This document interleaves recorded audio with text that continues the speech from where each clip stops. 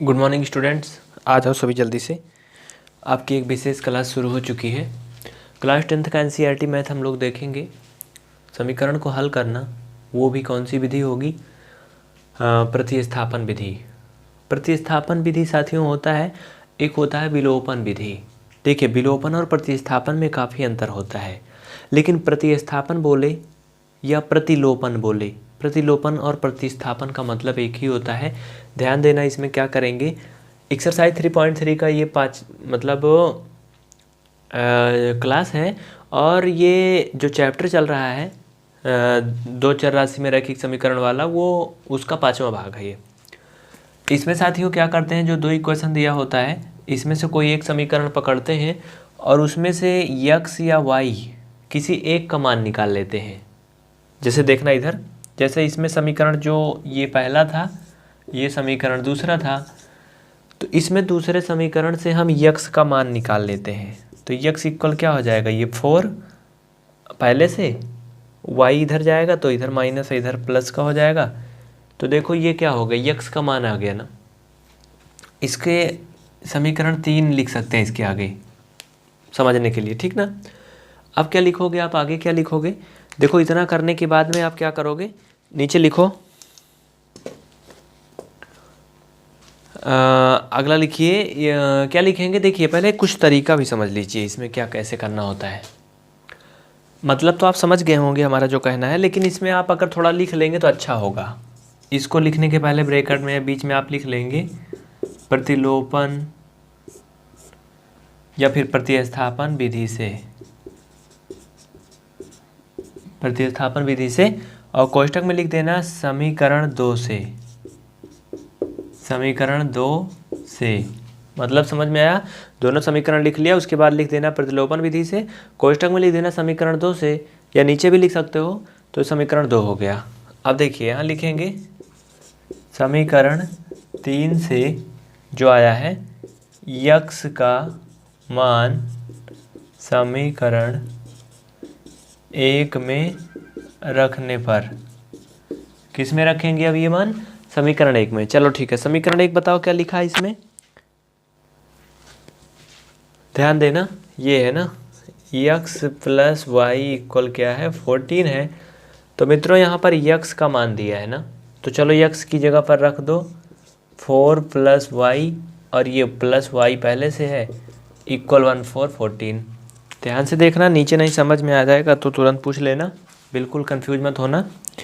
तो यहाँ से मित्रों इसे आप ऐसे लिखोगे, क्या ये जुड़ जाएगा वाई वाई, तो 4 प्लस 2y इक्वल 14, ठीक ना।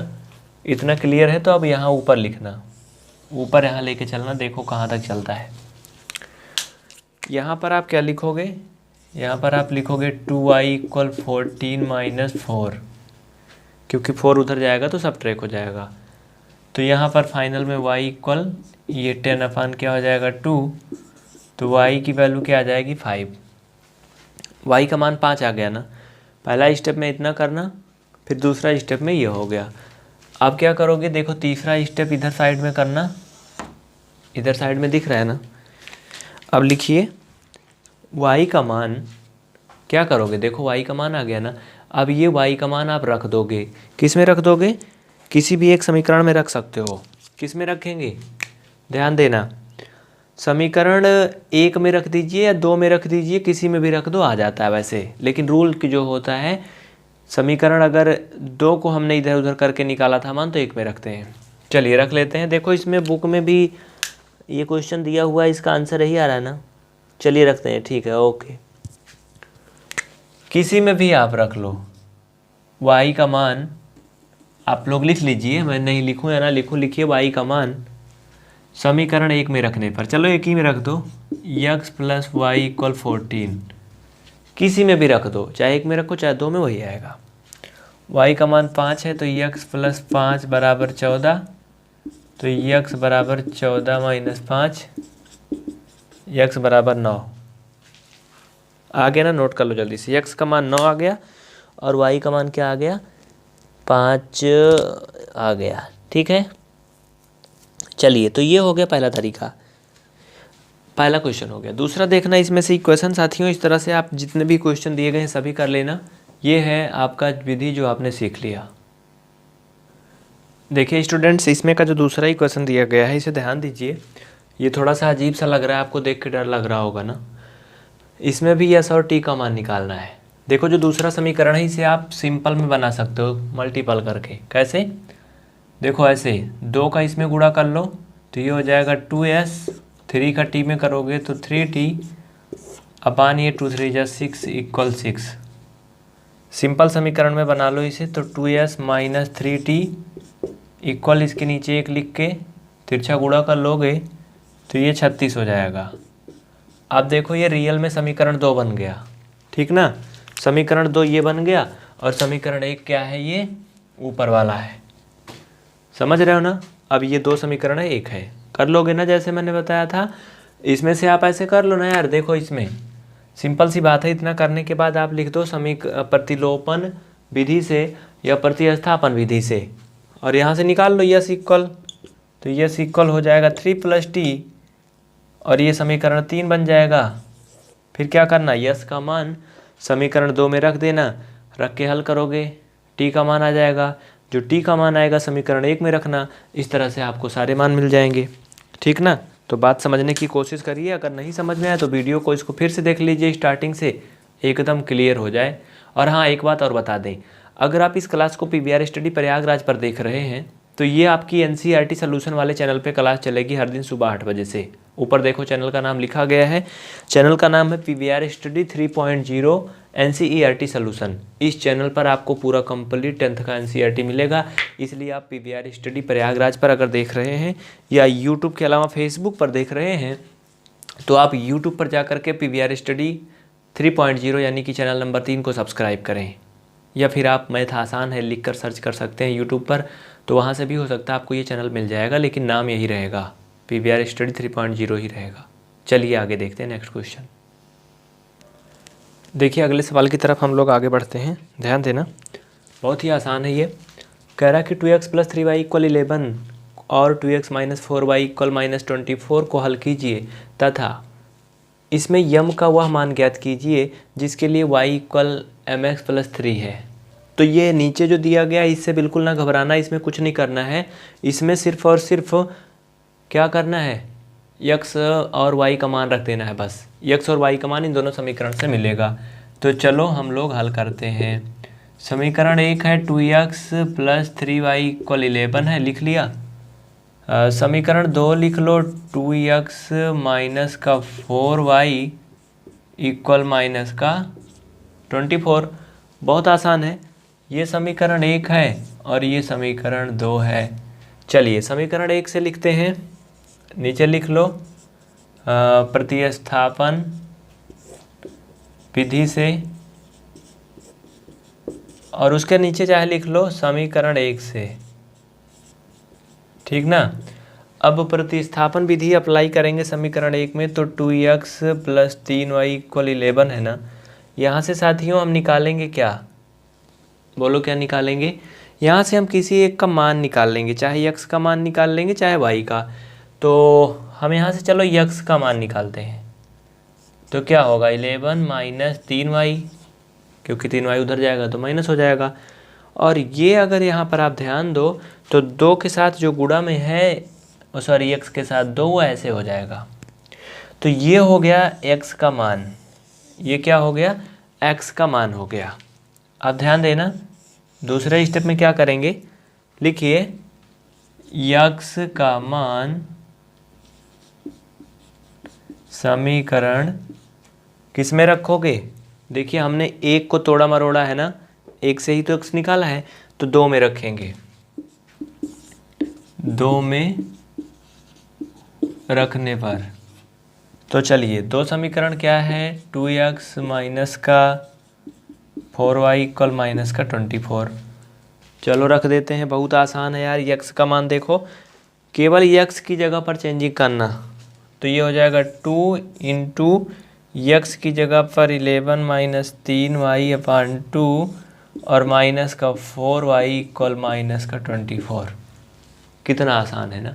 अब ज़रा ध्यान दो, अगर ये कोष्ठक खुलेगा तो ऊपर गुणा होगा और ये भी 2 ये भी 2, ये कट जाएगा। ये लो 11 - 3y और माइनस का 4y इक्वल कितना हो जाएगा, माइनस का 24। देखो ये जुड़ जाएगा, 7y इक्वल माइनस 24 हो जाएगा। यहाँ से आप y का मान निकाल लोगे। इसको नोट कर लिए हो तो मैं मिटा देता हूँ, जल्दी करो तुरंत। जो नहीं लिखे हैं तुरंत लिख लें, वीडियो को रोक लें स्क्रीन पर टच करके और जल्दी से लिख लें, मैं साइड में मिटा रहा हूँ, ठीक ना। तो रोक के आप सभी लिखा करिए और आगे बढ़ा करिए। पहला स्टेप हो गया। देखो यक्स का मान आ चुका है आपके सामने। और हाँ, अगर अभी तक आपने चैनल को सब्सक्राइब नहीं किया है तो आप PVR स्टडी के तीनों चैनल में से चाहे जिस पर देख रहे हैं उसे तुरंत सब्सक्राइब करें और बेल आइकन प्रेस करें। चैनल नंबर 3 पर ये क्लास चलती है, ठीक ना। रेगुलर कंप्लीट चैनल नंबर 3 पर ही होगी, जिसका नाम है PVR स्टडी 3.0 NCERT सोल्यूशन। अगर आप PVR स्टडी प्रयागराज पर हैं तो PVR स्टडी 3.0 NCERT सोल्यूशन, इसे यूट्यूब पर ज़रूर सब्सक्राइब करें। यहाँ से क्या होगा, यहाँ से y का मान निकालोगे तो ये हो जाएगा माइनस का 7y इक्वल माइनस का 24। 11 उधर जाएगा, माइनस का क्या हो जाएगा, 11 हो जाएगा, इधर प्लस है उधर जाएगा तो माइनस हो जाएगा। यहाँ से y बराबर निकालोगे, इसे जोड़ लो 5 3, ये माइनस का 7 और ये माइनस का आएगा। कुल मिला करके y का मान 5 आ गया। कितना आ गया, 5 आ गया।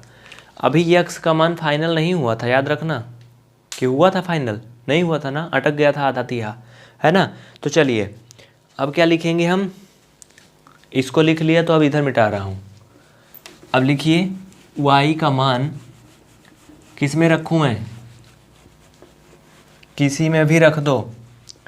देखो ये तो ऐसे 1 में रख के निकला था मान कि 2 में, किस में रख के निकला था y का मान, समीकरण 2 में रख के निकला था ना। अभी समीकरण 2 में रखा था तो इसे 1 में रख दो। लिखिए y का मान समीकरण 1 में रखने पर, तो साथियों जब y का मान समीकरण 1 में रखोगे, देखो ये 2x प्लस 3y इक्वल 11 था, y का मान 5 आया है तो 2x प्लस 3 गुणे 5 इक्वल 11। यहाँ से x बराबर निकालोगे 11 माइनस 15 हो जाएगा। और क्यों हो जाएगा आप समझ गए हो, है ना, क्योंकि 11 ये पहले से है, ये 3 5 15 हो जाएगा। तो x बराबर, ये देखो यहाँ पर 2 इधर से जाएगा उधर हो जाएगा, उसमें भाग में घटा लो, 11 4 15 माइनस का 4 आएगा बटा 2, काटोगे तो माइनस का 2 आएगा। यानी x का मान -2 आया और y का मान क्या आ गया, 5 आ गया। नोट कर लो जल्दी से, इतना जल्दी से लिखो, उसके बाद आगे बात करते हैं। देखिए साथियों इसके आगे क्या होगा, इसके आगे इसमें जो यम वाली बात कर रहा था ना, अब यम का मान ज्ञात करने के लिए क्या करेंगे, x और y का मान रख देंगे। चलिए इतना हो गया ना स्टेप, नोट कर लो फट से। अब इधर चलते हैं। देखो जैसे मैं स्टेप बाय स्टेप लिख रहा हूँ बीच में लाइन खींच के ना, तो आपको लाइन नहीं खींचना है। अगर आपका पेज पतला सा है तो आप इसे नीचे ऊपर लिखते जाओ एक तरफ से, बस ध्यान देना। अब लिखिए यम का मान ज्ञात करने के लिए, यम का मान ज्ञात करने के लिए x और y के मानों को, यम का मान ज्ञात करने के लिए x और y के मानों को y इक्वल यम x प्लस 3 में रखने पर, तो चलो रख दो। देखो ध्यान देना, बहुत गौर से समझना। y का मान 5 आया था, 5 रख दो। यम x का मान कितना आया था साथियों, x का मान हमें आया था अभी -2, तो ये हो गया -2, ठीक, और ये प्लस का 3। अब यहाँ से 5 और 3 को इधर लाओगे तो माइनस हो जाएगा, और ये -2m। इस तरह से इसमें से जब घटाओगे तो 2 आएगा, इक्वल क्या होगा, -2m। तो यहाँ से इसे हम लिख सकते हैं 2 अपान ये -2 इक्वल m, काटोगे तो -1 इक्वल m, यानी कि m का मान कितना आएगा, -1 आएगा, है ना। तो यही तो था ना, कह रहा था m का मान निकालना है, x और y का मान निकालना है। नोट कर लीजिए, बस इतना ही थी पूरी प्रक्रिया। जल्दी करें, आगे बढ़ते हैं फिर हम। हो गया ना इतना? ओके, चलिए अगला क्वेश्चन पे हम बात करते हैं। क्वेश्चन नंबर 3, ध्यान देना। क्वेश्चन नंबर 3 की राम कहानी मैंने नहीं लिखा है, लेकिन हमने कुछ महत्वपूर्ण पॉइंट लिखा है। 3 का पहला पार्ट क्या है, ध्यान से सुनना साथियों। 3 नंबर जो मेन क्वेश्चन है वो कुछ ऐसा है, कह रहा कि निम्न समस्याओं में रैखिक समीकरण युग्म बनाइए। समस्याओं का मतलब ये जो कहानी लिखी गई है इसको पढ़ के रैखिक समीकरण का युग्म बनाइए और उनके हल प्रतिस्थापन विधि से ज्ञात कीजिए। मतलब ये जो स्टोरी दी गई है इसके समीकरण बनाइए और उनको प्रतिस्थापन विधि से हल कीजिए। तो चलिए ये स्टोरी क्या है मैं आपको समझाता हूँ। देखिए कक्षा 10 की एनसीईआरटी मैथ में ये क्वेश्चन है आपके बुक में सभी के। दो संख्याओं का अंतर 26 है और एक संख्या दूसरी की 3 गुनी है, तो उन संख्याओं को ज्ञात कीजिए। ऐसी स्थिति में हम क्या करते हैं साथियों, मान लेते हैं। क्या मानेंगे? माना संख्याएं क्या हैं, x तथा y हैं। संख्याओं को क्या मान लिया मैंने, x और y मान लिया। अब देखना क्या कहता है, पूरा क्वेश्चन समझना। कह रहा कि उन दोनों संख्याओं का अंतर 26 है। अब नीचे लिखिए प्रश्नानुसार। प्रश्नानुसार तो साथियों अंतर का मतलब होता है घटाना। इसका मतलब x माइनस वाई इक्वल कितना है, 26 है। ये समीकरण 1 हो गया। दूसरी शर्त के अनुसार यहाँ पर लिख लो, दूसरी स्थिति, सेकेंड स्थिति। कह रहा है कि और एक संख्या दूसरी की 3 गुनी है। तो चलो भाई एक संख्या जो है वो दूसरी की 3 गुनी है, मतलब कि x इक्वल 3y। ये समीकरण 2 हो गया। दोनों समीकरण बन गए दोनों स्थिति में, है ना। अब क्या करेंगे, अब हमारे पास एक बहुत अच्छा चांस है कि हम समीकरण जो 2 से x का मान निकला है उसे रख के, प्रतिस्थापन का मतलब ही यही होता है, प्रतिस्थापन में यही तो करते आए हैं ना। x या y किसी एक का मान निकाल लेते हैं एक तरफ, बाकी जो बचता है उसे दूसरे में ढकेल देते हैं। तो लिखिए अगला स्टेप, इधर से लिखिए समीकरण 2 से x का मान समीकरण 1 में रखने पर, समीकरण 1 में रखने पर तो x माइनस वाई इक्वल 26। तो x का मान है 3y माइनस वाई इक्वल 26। तो साथियों ये 2y इक्वल 26 हो जाएगा, y इक्वल 13 आएगा। 13 आएगा ना, क्योंकि 2 उधर जाएगा कट जाएगा। सिंपल सा है यार। देखो y का मान आ गया, x का मान अभी नहीं आया। अब क्या करोगे, समीकरण 1 में रखे थे ना, अब लिखो इधर आगे तीसरा स्टेप में। इसको लिख लो या फिर स्क्रीनशॉट ले लो, नहीं तो हम मिटा देंगे। वीडियो को रोक करके लिख लिया करिए। अगर हम कभी जल्दी मिटा दें, नहीं लिख पाए हो ना, तो वीडियो को पीछे करके लिख लिया करिए, क्योंकि आप सभी ऑनलाइन देखते हो ना। इतना मालूम होना चाहिए कि अगर कोई चीज़ मिट गया तो वीडियो को आप अपने मोबाइल फ़ोन में लेफ़्ट साइड टच करेंगे 2-3 बार तो पीछे हो जाएगा। लिखिए y का मान समीकरण 2 में रखने पर, 2 में रखने पर समीकरण 2 था x इक्वल 3y।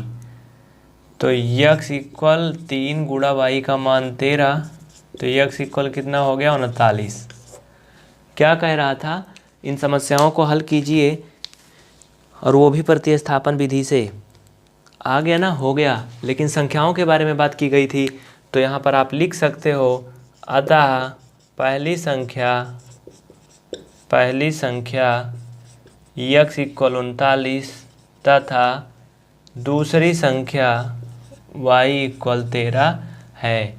इस तरह से ये साथियों आपका तीसरा क्वेश्चन भी कंप्लीट हो चुका है। आप इसे रोक करके लिख लो या फिर स्क्रीनशॉट ले लो, बहुत ही मज़ेदार क्वेश्चन है। और फिर आप आगे सीखते रहिए। कोशिश करने वालों की कभी हार नहीं होती और कुछ किए बिना यूं ही जय जयकार नहीं होती। साथियों कोशिश करने से नहीं हारना, पूरा अंक आएगा यार। टेंशन मत लो, बस परीक्षा के लिए जो भी आ रहा है रट डालो, चट डालो एकदम से, ठीक ना। देख लो बस। और एक सबसे बड़ी बात, आपकी बोर्ड की परीक्षा अगर होने वाली है तो आप मॉर्निंग में उठ के पढ़ने की कोशिश करिए।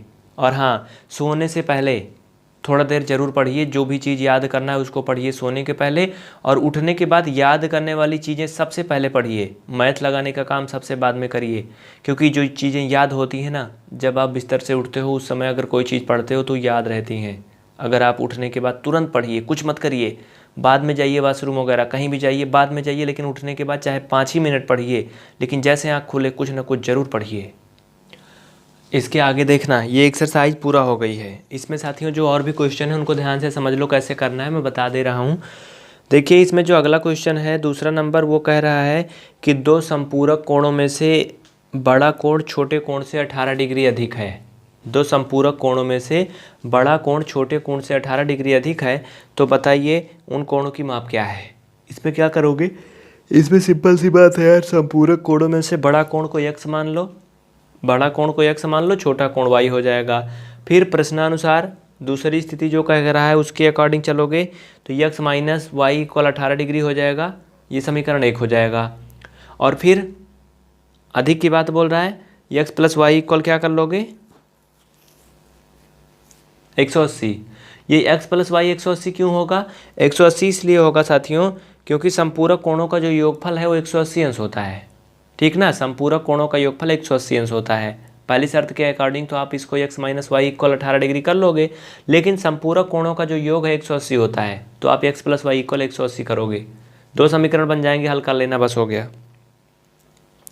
उसके बाद तीसरा जो कह रहा है उसको भी ध्यान से सुन लो। कह रहा तीसरा कि एक क्रिकेट टीम के कोच ने 7 बल्ले तथा 6 गेंदें 3800 रुपये में खरीदी। बाद में उन्हें 3 बल्ले और 5 गेंदें 1750 रुपये में खरीदी, तो प्रत्येक गेंद का मूल्य बताओ। देखिए ध्यान देना, इसमें कुछ नहीं करना है, बहुत ही आसान है। इसमें आप ये मान लो पहले बल्ले और गेंद का मूल्य अलग अलग मान लो, 5 गेंद 7 गेंद का बाद में करना, पहले सिर्फ और सिर्फ बल्ले और गेंद का मानो। तो साथियों इसमें क्या करोगे, इसमें आप लिखिए, मान लीजिए कि माना एक बल्ले का मूल्य x रुपये और एक गेंद का मूल्य y रुपये। तो पहली शर्त के अनुसार क्या हो जाएगा, कह रहा था कि क्रिकेट के कोच ने 7 बल्ले तथा 6 गेंदें 3800 में खरीदी, तो सिंपल सी बात है 7x धन 6y इक्वल क्या हो जाएगा 3800 हो जाएगा, ये हो गया। दूसरी स्थिति कह रहा था कि 3 बल्ले और 5 गेंदें 1750 में खरीदी, तो यार सिंपल सी बात है 3 गेंद और 5 बॉल खरीद रहा है, तो 3x धन 5y इक्वल 1750 रुपया हो गया। ये दो समीकरण बन गए और इनको क्या करोगे आप फटाफट हल कर डालो। हाँ, x और y के जो मान आ जाएंगे वही हो जाएंगे उत्तर। साथियों ये बहुत ही मुश्किल भरे टाइम में क्लास रिकॉर्ड होती है, अगर कहीं कुछ गड़बड़ होता है तो उसके लिए माफ़ी चाहते हैं, हमारी कोशिश होती है गड़बड़ ना हो। रात्रि के 2:16 इस समय हो चुके हैं, लेकिन सुबह आपको ये क्लास मिले इसलिए हमारा उद्देश्य होता है कि आपको क्लास दिया जाए किसी भी तरह से। देखो लाइट बंद हो जा रही क्या है ना, 2:16 हो चुके हैं, तो काफ़ी लेट हो जाता है। 10th की मैथ आपकी नहीं चल रही थी समय की कमी की वजह से, लेकिन हमारी फिर भी यही कोशिश है कि समय मिले और या ना मिले, लेकिन आपकी क्लास जो है वो चलनी चाहिए, है ना। तो आप देखना ना भूलिएगा। PVR स्टडी ग्रुप जो चैनल का नाम पहले था वो PVR स्टडी 3.0 रख दिया गया है, और इस पर आपको कक्षा 12 और 10 की दोनों NCERT मिलेगी। कक्षा 12 की NCERT मैथ आप इसी चैनल पर सुबह 9 बजे से देख सकते हैं, सुबह 9 बजे से। चलते हैं फिर, चैनल को सब्सक्राइब करिएगा, बेल आइकन ऑन करिएगा। और हाँ, अगर आपको पूरा मैथ पढ़ना है तो ऊपर देखो साइड में लिखा है PVR study apps. PVR study apps play store पर फ्री में उपलब्ध है, उसे इंस्टॉल कर लेंगे तो वहाँ पर आपको कंप्लीट क्लास मिल जाएगा। किसी प्रकार की टेक्निकल इशू अगर आती है तो ऊपर दिए गए व्हाट्सएप और कॉल के नंबर पर हमसे संपर्क करें। चलते हैं फिर, जय हिंद, शुभ रात्रि।